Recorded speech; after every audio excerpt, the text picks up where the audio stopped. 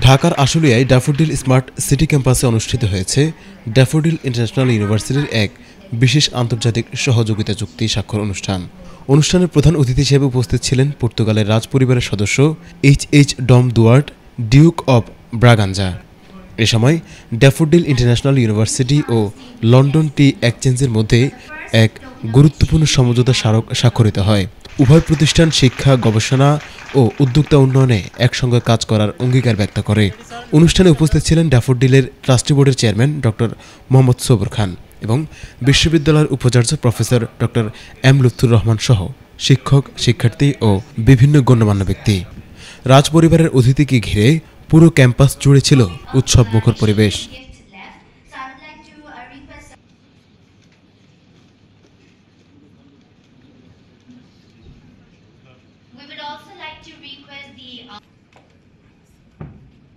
Desk report, ATN Bangla.